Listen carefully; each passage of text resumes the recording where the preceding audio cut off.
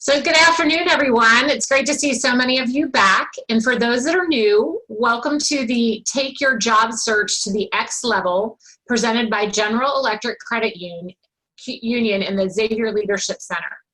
Both organizations share a mission to serve families, individuals, and communities across the greater Cincinnati region.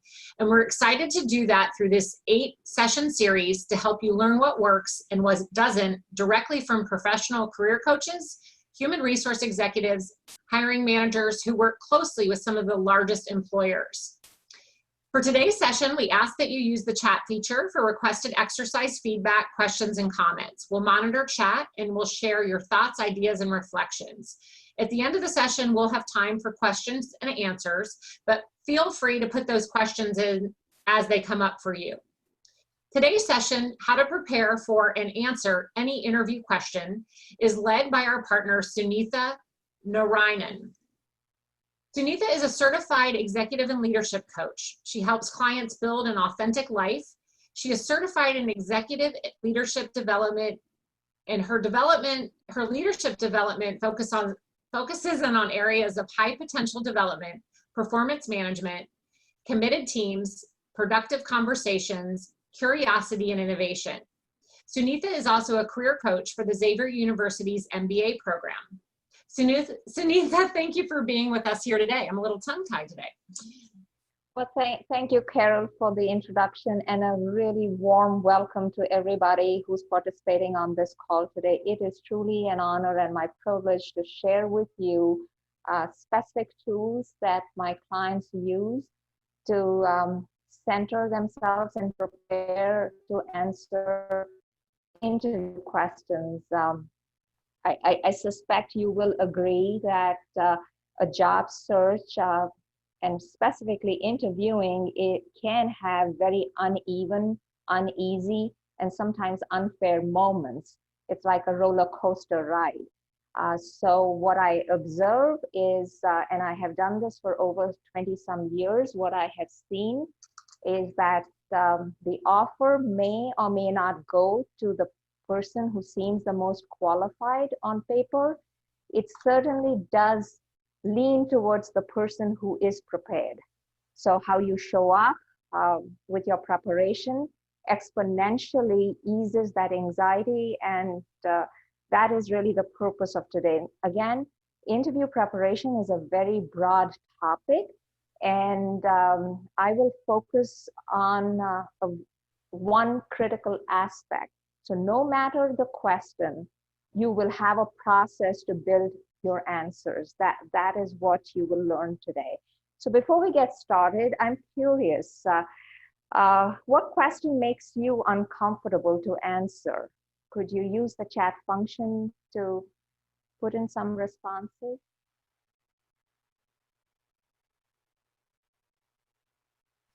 Let's see what questions make you uncomfortable or nervous to answer. Tell me about yourself is one of them. Great. Yeah, that's pretty broad. Yeah, any others?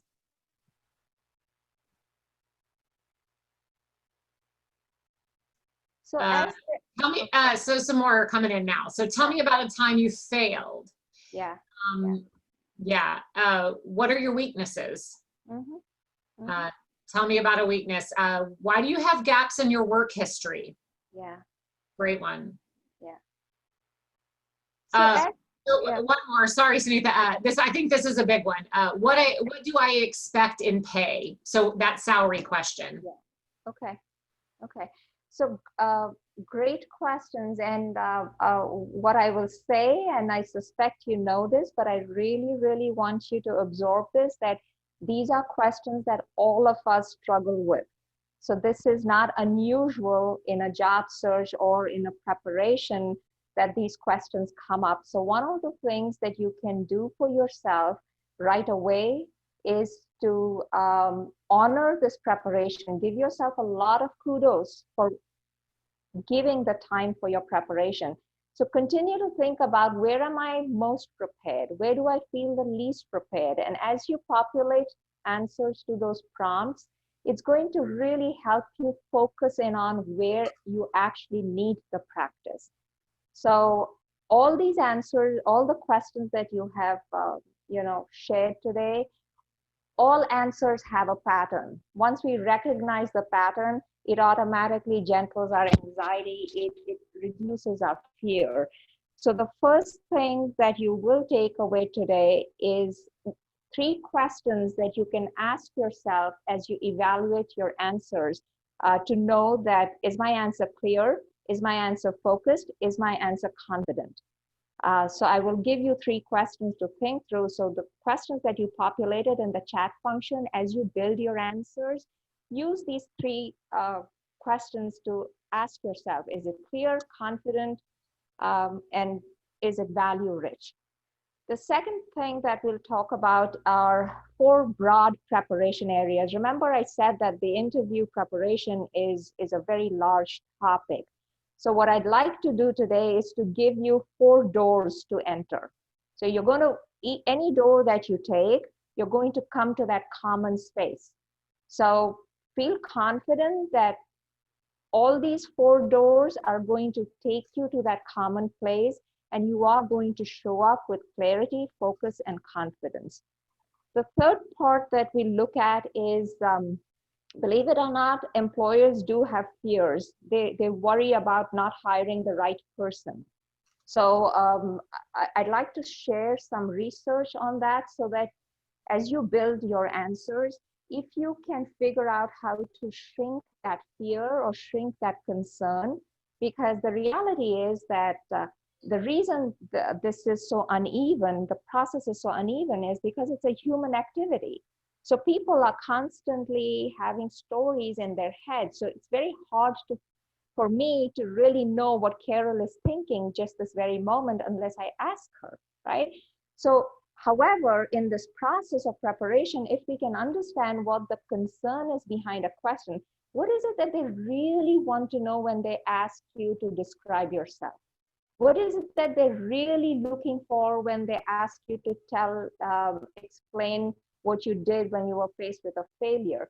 Then you can build up your answers to gentle that concern. So we'll spend a little time there. Then I'm going to give you, and this is where I'm really excited, this is the most joyful process in your preparation, 3 robust tools. And I like these tools, one, because they work. So of course I like them, they produce results for my clients. The second reason I like it is because you can make a choice of how and when you want to use it. If you choose to use it only in your preparation, good enough. If you choose to take it in with you into your interview, great. If you choose to really up your game and send it with a thank you note as a distinctive document, amazing. So either way you do this, it works. It's a tried process. So that part I can give you a guarantee that the tools work. So let's start with the 3 criteria. So keep the questions you put in the chat, and as you build the answers, ask yourself 3 things. Does your answer provide relief to the employer? So does your answer take away the business pain? Does it actually pinpoint and say, here is how I'm going to allow you to sleep well at night? So that's one piece. The second question you ask is, does my answer make the person curious? So someone has to lean in towards you and say to you, oh my gosh, that's brilliant. Tell me more. Really? Huh? We tried that one time and it worked and it didn't work. So you're creating that momentum and that energy shift. So it's that nudge factor. People are distracted. They say that it takes less than 11 seconds for someone to get distracted. So can you think about that in an interview situation? So think about how to nudge so that you're memorable. What is it that you want them to remember? Because you are in a competitive space. The third part that I will tell you is this is a human activity. Please do not forget that. These are human beings. We are talking to each other. We are building dialogue. So build a series of human moments. And the way you do that is really paying attention to your style, really paying attention to how you engage with somebody wholeheartedly, being in the present. Do not worry about a question you may never get asked. It rarely gets asked. Do not worry about an answer you may not have given completely. You can always go back to it. So truly stay in that moment. From neuroscience research, I'll give you a really interesting tip. It works. Much as our body alerts us to different emotions, fear, anxiety, worry, all of that, our body can also cultivate the emotion that we wish to show. So one thing that you could do is to build that series of human moments. If you want to appear more focused, more clear, more confident, sit up straight, relax your shoulders, think about your spine, and think about, like, your talents just coursing through your spine, and stay relaxed. The other piece I will tell you, you are already in the interview. And you may have heard other presenters say this, and I know Valerie Pearl said this, that when she interviewed for her position that she currently holds, there were 500 applicants. I think I remember her mentioning that number. Now, research supports for one single opening, there might be around 250 to 300 applicants. And out of that, 2 to 4 people get called into an interview. So you already are in that 2%. So just breathe. You're already, you've crossed all those, gatekeepers, and you're in that conversation. So own your style proudly. Think about how you engage someone in a conversation, listening, your body language, nonverbals. So that's a great way to know that your answer is going to be clear, it's going to be focused, and it's going to be confident, and it will add value. So now we're going to go to look at the 4 broad preparation areas. And this comes with an exercise. I'm going to go through the slide, and then you will have around 2 minutes to look at the exercise. Remember that the exercises are like a helicopter view. You're not going to have complete answers in 2 minutes, right? I wish we all could work that fast. It doesn't happen because these are reflective exercises. So do the best you can. Sometimes it helps if you have a job description in your mind, or you have something you can pull up and look at. It helps to look at that target job description as you're thinking through these preparation ideas. When you go away for those 2 minutes, Carol will play some music, and then when the music ends, we'll be back. So I'm going to do the slide first. So the first thing is belief. Believe in your talent. Your talent matters. Do not let anybody tell you that your talent does not matter. And think about what is going on in today's world, the restlessness, the uncertainty, the ambiguity. So we need people who are willing to take the risk and do things differently. So believe in that talent. And I'm sure that all presenters must have said something about working from your strengths. And if you attended Valerie's presentation on branding, I think she probably talked about the Strengths Finder and working from your strength. So one way to think through that is to think through this prompt, 3 words that describe me. So these are your signature strengths. You can go in and out of any answer if you use your signature strengths. So the way to look at the signature strengths, a couple things. Think about skills or strengths that have stayed with you throughout all the different roles you play. Mom, dad, sister, brother, child, parent, colleague, friend. There is a consistency of how you show up. The other way to think about this is think about the compliment you receive the most of, and look at the pattern. So someone might tell you, if I want someone to check details, I'm going to pick Carol. If I want someone to keep me on track, I'm going to call Jeff. So all of us receive feedback about our skill sets, about our strengths. So go and ask people, or look at your performance evaluation. So that's one way to think through that. The second piece is Something that is really off-putting is lack of energy. So this is that piece about really be present. Seriously, do not worry about a question that you won't get asked. And there is no question that you cannot go back to. Suppose you did not complete a question to the best of your knowledge or your ability. You can say, do you mind if we go back and visit that question again?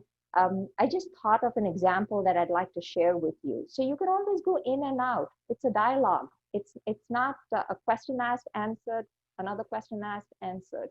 It's a dialogue. So think about it as a flow. So a prompt for here, this is the emotional piece. Remember I said about creating that human moment? This is really say something around why do you care about your work? Why does your work matter to you? So it'll really make a difference when you answer that question, describe yourself. Most people answer that question by saying things like, I have 12 years of experience. I was the director of blah, blah, blah. However, make this really personal. So you can start, you can probably say, I care about, if I were being asked, I would say, I care about coaching because it allows me to shift mindset in people. It allows me to help people add joy to their life. And the way that I do it, and then I go into my signature strengths versus telling somebody I have 20 plus years of coaching. Who cares? It's how you show up. So that energy is really important. Confidence is not brashness. Confidence is not boasting. This is a lot of humility, a lot of acknowledging how hard you have worked to learn what you have learned. What I find is that in the moment, we all are a little, we don't know what to say when we are asked. So, you know, the example the question someone said, tell me about a failure. Now, if you have thought it through and you have a story to share, then you can go into without overthinking it. You don't have to think, which failure should I pick? Should I pick the failure where I really, really fell flat on my face? Or how do I like say, oh, it really wasn't a failure. Even though it looks like a failure, it wasn't a failure. So how do you really be confident and say, I'm glad you asked that because here's the example that pops in my head. And you go into a factual example. So if you have a story bank to share or pick from, it's easier. You don't have to take on that stress of coming up with a story. The last lens I would give you is I am very big on the whole gratitude thing. You know, this is an opportunity, and it's that sincere appreciation. Value your own time. You are putting in the effort in preparation. Value that. Be grateful that you're able to do that. Be grateful that you have the sensibility to do that. And then be grateful that someone is willing to acknowledge your preparation. And this is again, creating that human moment. You can talk about, I'm excited to learn, I'm curious about, when I looked at the job description, here is what came to my mind. These 4 areas are great starting points for that question, tell me about yourself. So what I'd like you to do is take that 2 minutes while Carol starts the music and pick one thing. You know, if you have a job description, look at that, but pick one thing. Maybe do the 3 words that describe me, or look at the job description and ask yourself, what am I curious about this? What would I like to know? If I could ask a question, what might I ask? So play with that, and then we'll be back in 2 minutes. So that's the paradox of life, right? 2 minutes seems little, and then 2 minutes seems a lot. So I appreciate all of you. I hope you have started to populate a couple ideas as we move along. And you're already seeing how this could, how the preparation will help you. So before I go into specific tools, I want to spend a little time in looking at how the employers are looking at job descriptions and the roles.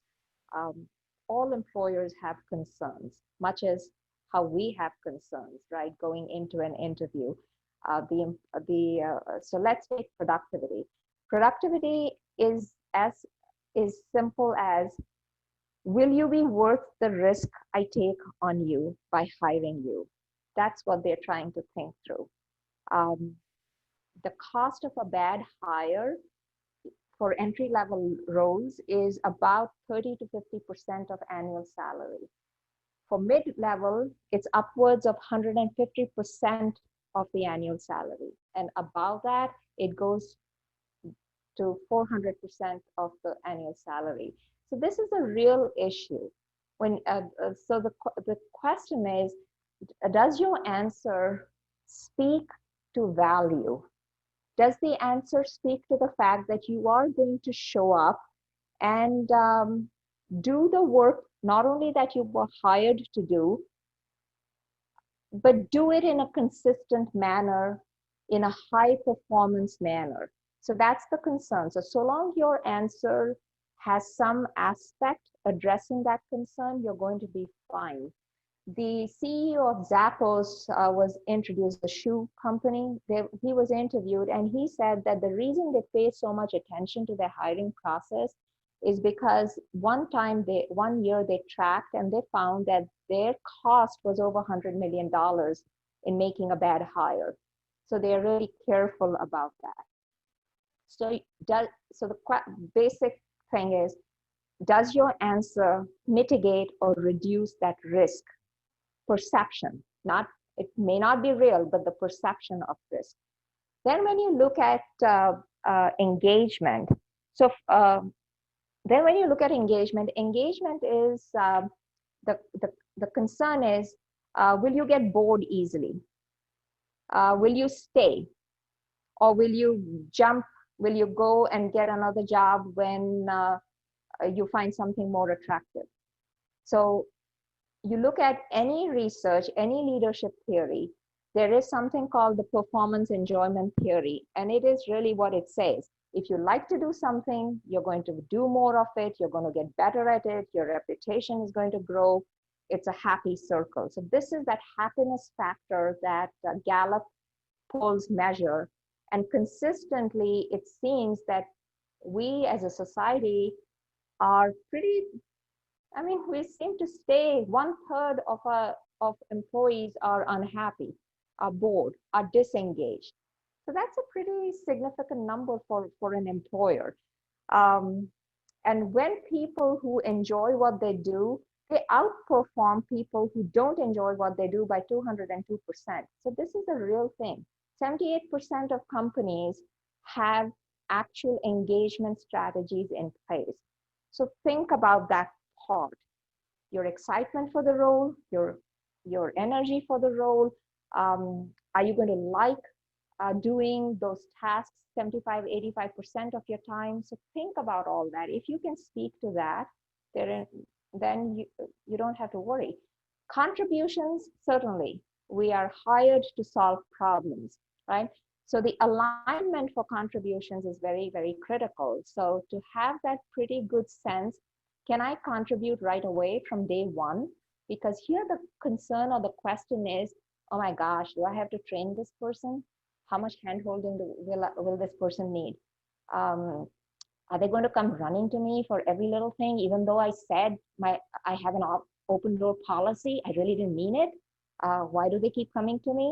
So all of that. So alignment is really critical as you look at your job, the target role, and you ask yourself, where am I going to produce at the highest level? What skills do I need to bring up? And what skills do I really want to learn? What does growth look like for me in this job? What can I speak to? So if you can speak to, here is what I can do right away. Here is what I will do for you in 90 days. Here is what it looks like in 3 years' time. And here is where I want to go in the company. It's a robust answer. So for each of these things, I'm going to share with you one specific tool. So for productivity, which is, will you be worth the risk I take, is to give you a tool where you can really think like the employer and build your answer from that perspective. For engagement, it's about alignment with the role. I'll give you a tool where you can analyze the position for fit so that you understand where the gaps are and how closely the role matches your skill set. For contributions, I will give you a tool where you can start building your story bank. Before I go into that, I want to say something about culture fit. Regardless of the industry you are in, regardless of the roles you've had, the companies you've had, all of us in life and in our business are doing 4 functions every day. And those are, we're building trust with each other. We are showcasing trustworthiness. We are figuring out what growth looks like for us personally. And for some people, they may not want to grow, and that's okay too. So you really have to ask yourself, what is a non-negotiable for you before you say yes to an offer? We're all in the business of building commitment. Amazing, unstoppable, stellar work happens only with and through people. So this, when I say commitment, I'm not saying everybody has to agree with everybody. We may not agree, but will I give you my buy-in? That's the story that people are wanting to hear from you. And conflict, every day there is a dialogue gap, every day there is a gap. And today we are in an environment where trust has been eroded severely. We are in the most divisive environment that I have seen in the time that I have lived here. So it's even more important to think about, how do I listen? What kind of perceptions do I bring into a conversation? So have a lot of stories around that piece and ask a lot of questions around that piece in the interview. You're allowed to ask a lot of questions about their management style, how they resolve problems, how teams are assigned, how projects are distributed, how success is defined, what words might describe their culture, a lot of different things. Because what you want to do is you want to shrink the stories in their head. You don't know that, but it's very possible that they might be thinking, I wish you had 2 more years of experience. I don't know, the person had very low energy. We are a very extroverted group. I can't see the person fitting in. Whatever may be the situation, the more that we can shrink the perception, we can take the employer with us. And when you write resumes, you probably are constantly told use active verbs. So this is a lot like that. Can you show the employer action? Can they visualize you actually doing the work? So that's the part I think that's really important in an answer. So now we're going to look very specifically at 3 tools. One that helps you connect, the next one that will help you align with the role, and the third one that helps you share accountability or your successes. So this is the same thing. I'll go through the exercise and then we'll have some music for 2 minutes. And again, this is a helicopter view. So pick the piece that feels the most comfortable. You are ready the way you are today. So no more is expected from you than how you are showing up today. And I'm truly grateful for that. So to do this particular exercise, it's helpful to have your job description in mind or in your hand. If you don't have it, you can still do this, because this exercise works. It's the first of several exercises. So this works for everybody, regardless of style, regardless of industry, regardless of the type of role. So it's a quadrant. The first square, the values, is really the selfish square. So here I want you to think about, what will the work give you? What will this job give you? I want you to keep salary aside. You are competitive, you will get the money you want to make. So keep that aside and think from an emotional salary perspective. So really think about what makes you productive. So when I asked one of my clients this question, I asked her, what will this role do for you? That's the question you're asking yourself. What will this role do for me? When I asked her that question, she said, it's going to help me actually make an impact on people, processes, and results. And so I said, really? So tell me a little more about that, and tell me how your what will sustain that for you. So engagement or your interest, the tasks. So she went down the job description and she told me a lot of the different tasks that really captured her interest. One of the ones that she highlighted was project management using agile technology. And she lit up, she did, and things like that. Then when I said to her, so, okay, you want to do this, but can you do it? So the skills part is, tell me, how will you immediately start contributing without them saying to you, okay, we have like onboarding, we have training for you. If suppose you got no training, tell me how you would contribute. And of all the different skills that she had, she picked focused problem solving, and she had a story to share. It happened that she enjoys putting puzzles together, so all the different pieces.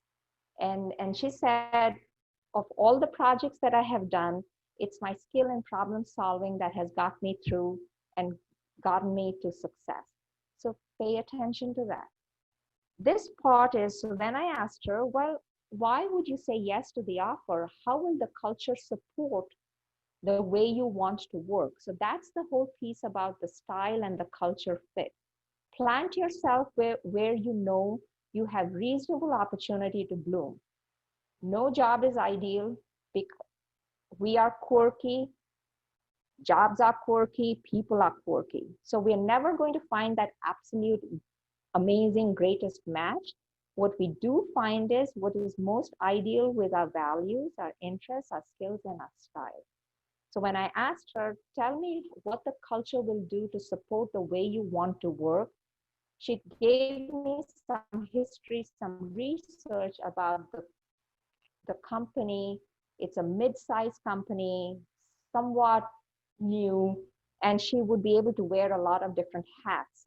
And the entrepreneurial mindset she actually picked from the job description. So that's the reason I encourage you to use the job description. Use some of the verbiage from the job description, because when you mirror the language of the employer, you're automatically making a connection. So this allows you to answer some of those questions like, why do you want this job? Why are you the best fit? Why should we hire you versus Todd or John or Mira or somebody?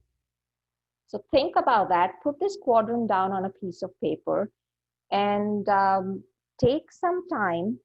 Here are some prompts, but take some time and maybe pick one box or populate a couple ideas. Again, you're not going to get a complete answer today. This is for deeper reflection, almost like homework to take away.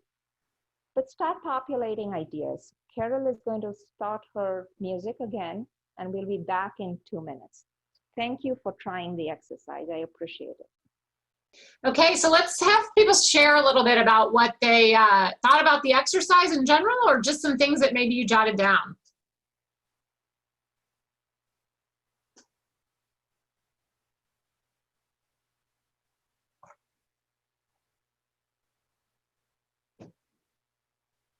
People are probably still deep in thought. Love to hear some of the things you wrote.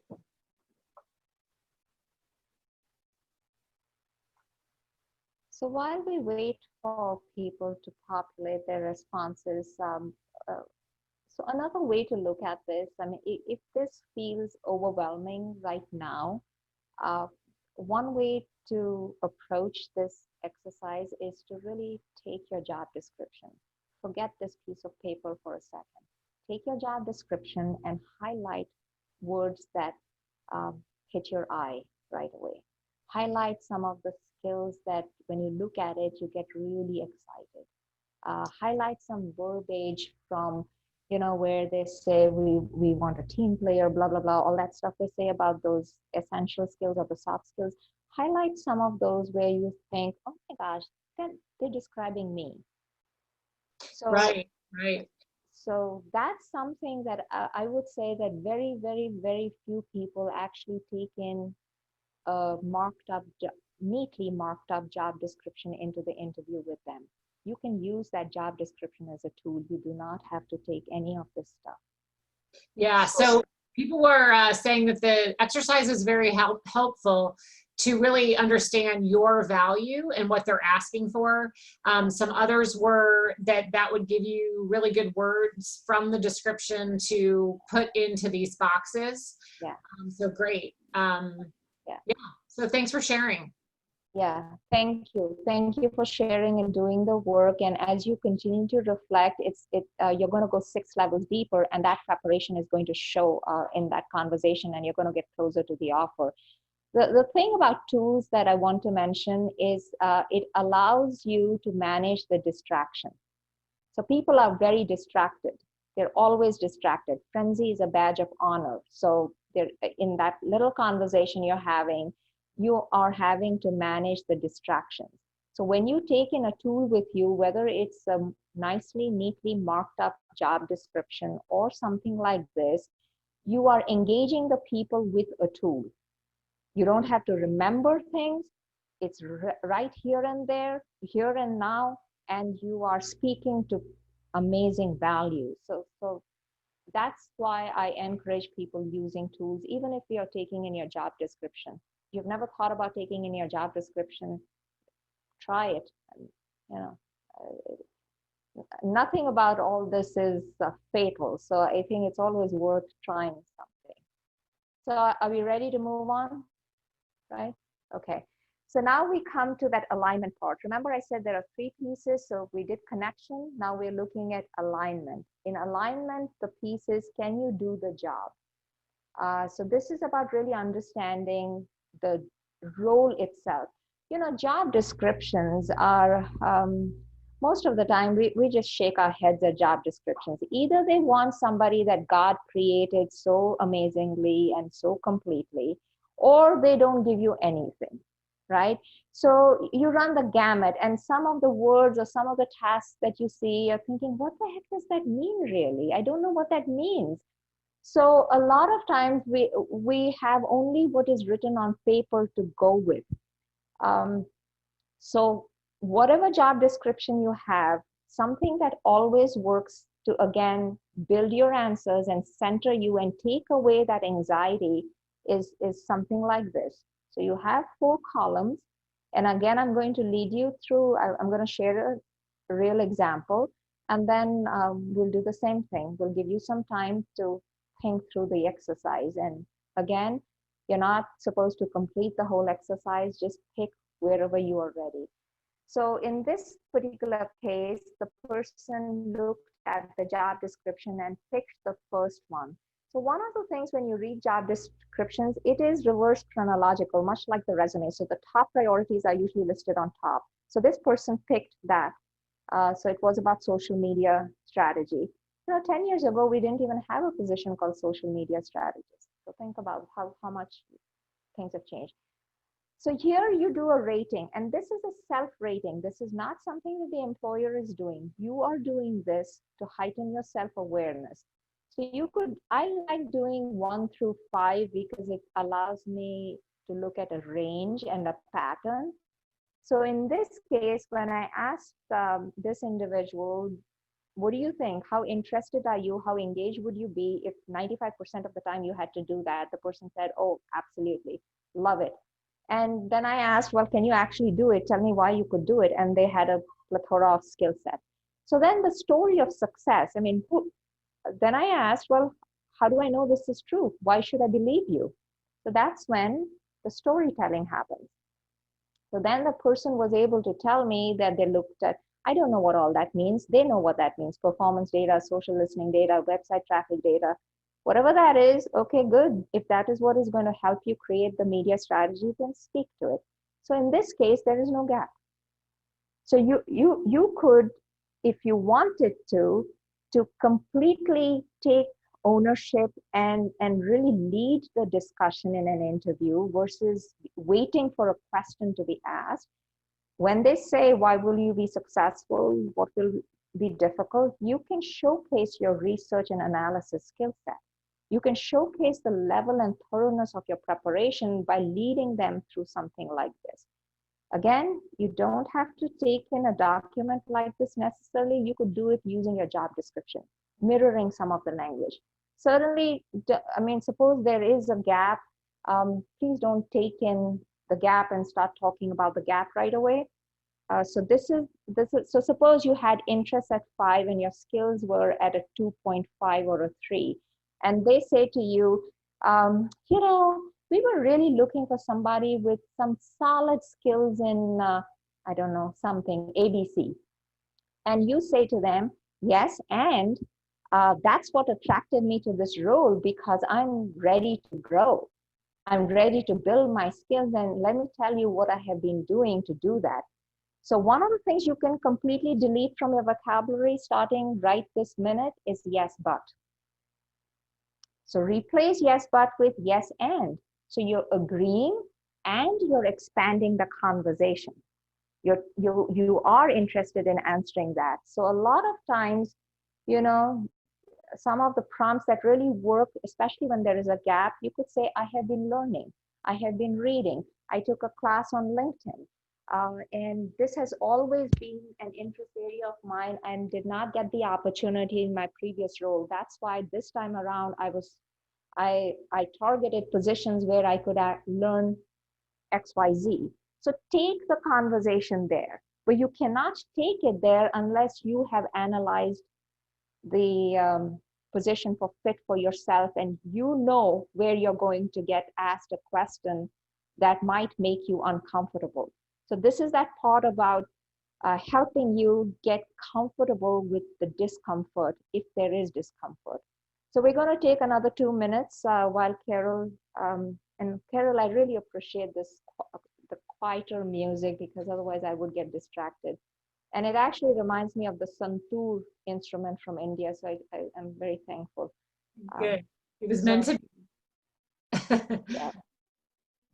So we're going to go into 2 minutes of reflection. So work the exercise, engage with it with a lot of joy, and then we're going to come back.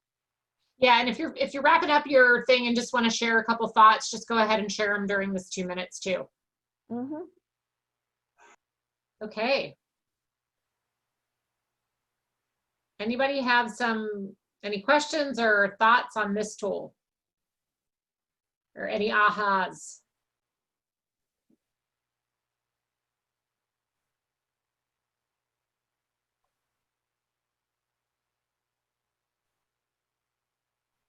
Love the framework to design the answers. Helps to organize thoughts. And then someone pointed out the star stories, you know, the situation and using those stories to fill this out. That's great. Mm-hmm. Yeah, and we are going to go into that in the next slide. So that's a good thing. Perfect. Good. Great. So I'm glad you are finding value because these tools are certainly, they give me a lot of joy to create with people. And so I'm hoping that it's going to add similar joy to your lives as well. So the last exercise is like what somebody pointed out, is to create that story bank. So we looked at connection, we looked at alignment, and now we are at accountability. So show me the proof. How do I trust you? How do I know what you're saying and what's on your resume is actually true? So that's where you go to that story bank. And it's called, the acronym is called different things. I think someone mentioned STAR, which is the situation, task, action, result. The PAR is problem, action, result. What else is it called, Carol? I don't know if it's called something else. Those are the two most common, I think. Yeah. So, you know, it used to be called SAR, situation, right, action, result. So however you choose to do it, remember we are telling a story. Stories light up our brain differently. Stories help us remember better. So think about it as creating a film. So you are building scene by scene by scene where you are the main character. You are playing the lead role and everybody else is in a supporting role. So to do that, you know, look at whatever the problem or the situation or the issue was or is. Think about what you did So what was the problem? What did I do? So it's action. So use a lot of words that show movement, and then think about the result. As much as you can, try and quantify it. If you're not able to quantify it, it's perfectly okay. Sometimes people will say to me, "Well, I didn't manage a budget. I didn't supervise 5 or 10 people. I just did my job. I just showed up every day and did my job. Um, I just like talk to customers." So, well, okay, were all customers amazing to you? Probably not. Did you resolve anything? Probably yes. So did you give, if it escalated, how did you de-escalate the issue? So that could be the result. The thing that I find that people have would usually need a little practice with is linking the story to the role. That's the part that people forget to do. So then the story is beautiful, the story is complete, the story has action, and the listener does not know what to do with it. It's not the listener's responsibility to connect the story to the role or to the organization or to the business problem at hand. It is your responsibility to do that. So suppose you are saying that, we had our customer complaints were up by 25%. And I had to manage a cross-functional team, geographically dispersed team. And one team in India, one team in Canada, one team in Albuquerque. So here is how I handled it.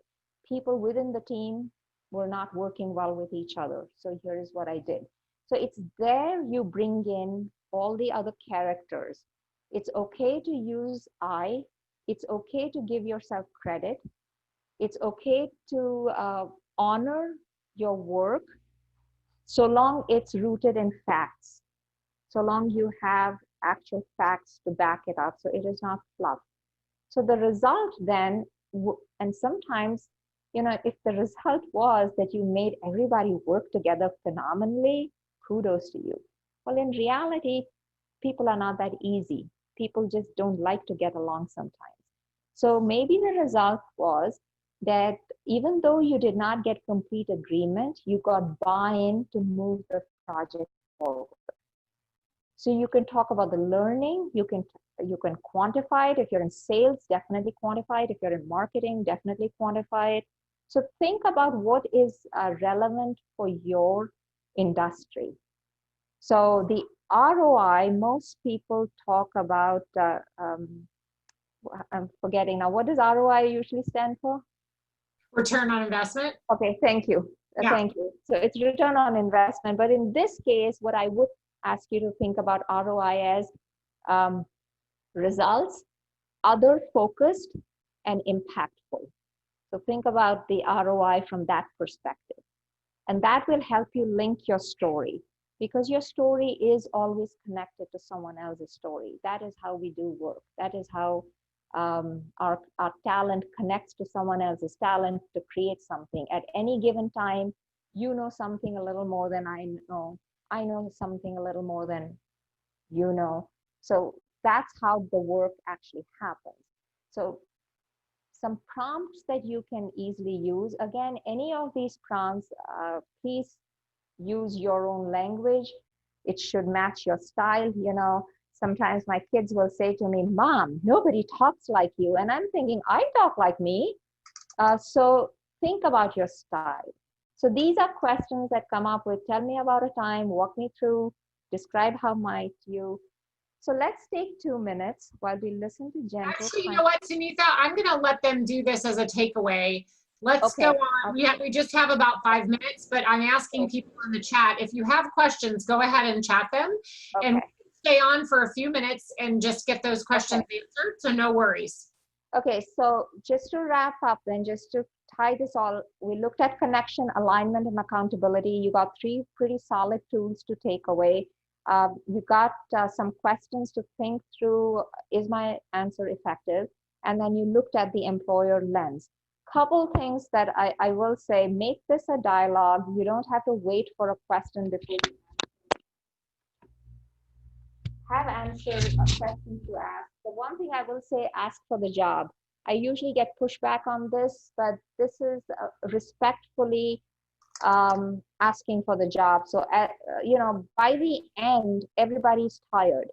And then no one really knows what's going to happen next. So people might say, well, when will I hear? And they may talk procedural things, but never do they speak up and say, this was the most amazing conversation I've had.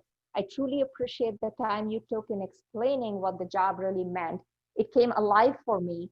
And here is why I want you to know I'm ready to move it to the next step. And give them 3 reasons. Give them reasons to pursue you. Give them reasons to remember you. Because we all have short-term memory and we're going to forget. And then follow up, you can use any of these tools. You can send them a LinkedIn, you can send them an article of interest. You can ask whether you can connect with them on LinkedIn. You can follow the company. You can say something, if it is true for you, say something about your experience on LinkedIn, on their company page, and then stay focused on your search till you have the offer, you don't have the offer. So be thinking about maybe debrief. I always like people to debrief either with a coach, a trusted friend, or a colleague. Sit down and really think about what went really well for me. Where might I need a little more practice? So I will stop here to see what other questions are coming up. I do want to tell you that your talent matters. You matter. The world needs your talent. So go unleash that talent because you are seriously ready. Yeah, so if you have any questions, feel free to put them here now.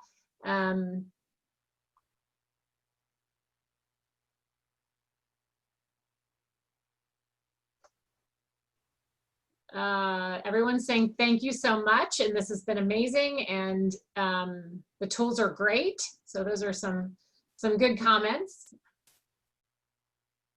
Wonderful. Do I have time for one quick story? Absolutely. Okay. So this is a personal story I'll share. So when I first came to this country, I had never interviewed and not gotten an offer. I'd always gotten the offer wherever I went in India. So well, I landed here in Bloomington and I went for my first interview. And I thought I did amazingly well for being very new to the country and all of that. And I didn't get the job. I didn't get the offer. I was absolutely devastated. I didn't have the confidence. I didn't know what to do about it. I did not have this experience of being trained in the coaching piece of it. So finally, my husband got so fed up and he said to me, you know what, pick up the phone and call them. And I said, are you kidding me? I'm not going to call them to have them tell me that I absolutely bombed. He said, pick up the phone because you're getting highly impossible to live with. Got it. So I called, and it so happened that the person that I talked to, she happened to know my professor in India. So I felt a little more comfortable. So I called her and I said, Mrs. Singh, I'm curious. I thought I did pretty well. I remain interested. I'm okay with your decision. For going forward, I want to know what I can do differently. And do you know what she said to me? She said, Sunita, you must have told us so many times that you did not drive. And part of the job was driving. It was licensed social worker position. That was my background in India. And I had to do home visits. So here I'm sitting there giving them this whole story about how people drive on the wrong side of the road in America. And I don't know what I'm going to. Instead, so this was that classic case of yes, but. Yes, I have all the qualifications, but I don't know how to drive.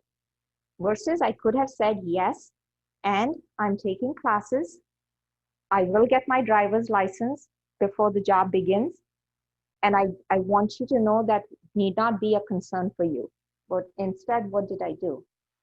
So remember that part, that what comes out of your mouth, you own completely. It has nothing to do with if onlys. It has nothing to do with,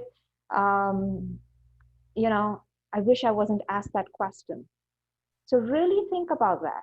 Think about that wholehearted preparation. And I hope these tools allow you to experience the joy that is sometimes hidden in a transition and it's hidden in a job search. So I hope it allows you to connect to that piece so that when you show up really centered. And like I said, go unleash your talent. And thank you for the privilege of your time today. I truly appreciate it. Good luck. Thank you, Sunita. This was just fantastic. So thank you so much. General Electric Credit Union and the Xavier Leadership Center, thank you for joining us today. And we hope you're walking away with things you can put in place immediately, which I know you are. You will receive an email with printable card as a takeaway message and a survey about your experience. We welcome all your feedback to make sure that these webinars continue to be useful. To sign up for the next webinar or to listen to the recordings, please visit gecreditunion.org or xavierleadershipcenter.com. Again, I'd like to thank GECU and Sunita today for our partnership in providing insights to assist you in your job search. See you on September 24th for Getting Ready to Talk to Human Resources with Karen Lipscomb. Have a great rest of your week, and we'll see you next time.